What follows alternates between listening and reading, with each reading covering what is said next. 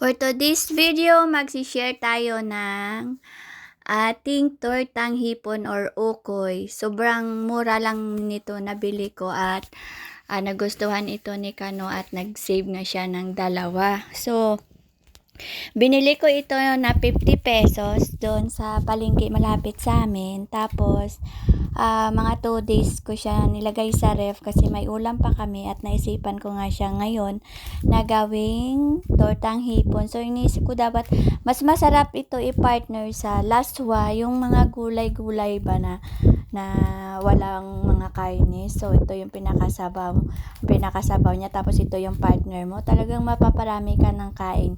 So, ayan nga, nagustuhan niya nga sa unang pag-try niya at sabi niya, magsisave daw siya ng dalawa. So, gumawa ako ng sausawan dyan na may sibuyas at paminta at suka. So, ito yung aking ingredients. So, di ba may hipon.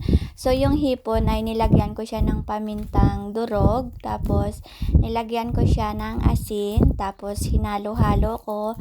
Tapos, nilagyan ko siya dyan ng bawang.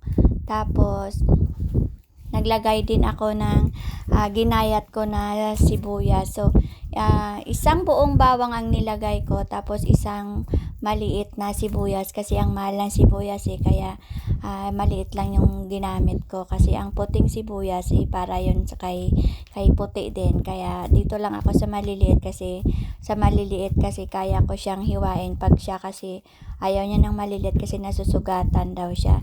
So, wag nyo nalang pansinin yung kamay ko na may scotch tape dahil nasugat nga yan ng isang araw dahil sa na-slide yung kutsilyo at ang laki ng hiwa. So, may band-aid yung ating kamay.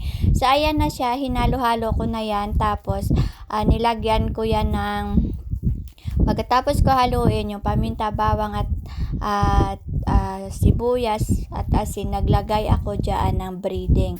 So, yung mga tirang breading sa pagprito ko nagprito ng manok, so tinatabi ko yan, di ba? May mga kalahati pa. So, halo-halo yan. Yung una kong nailagay ay medyo maanghang.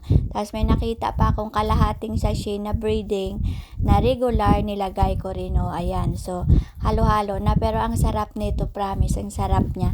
Tapos pagkatapos nito ay nag-add pa ako ng cornstarch para mas maano siya, mas malapot, tapos mas malambot at mas crispy siya kasi 'di ba?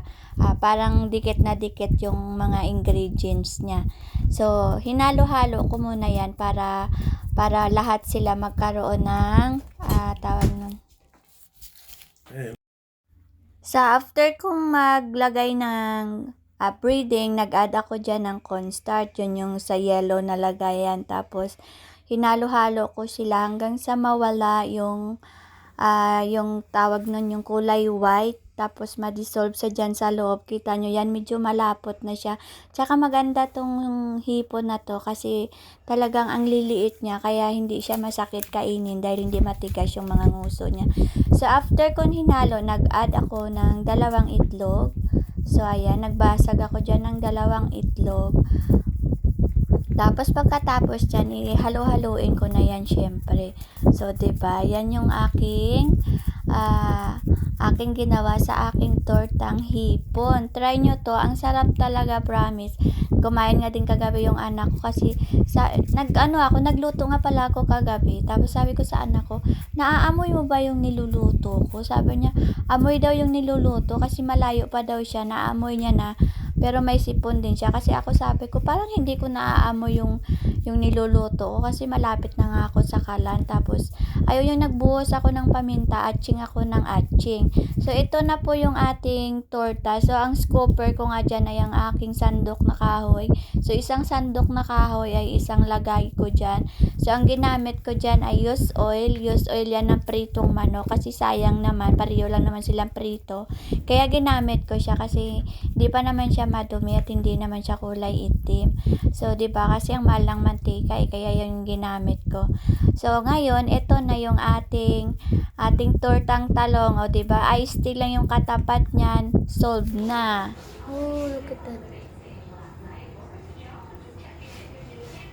Get it? Take it? Yeah.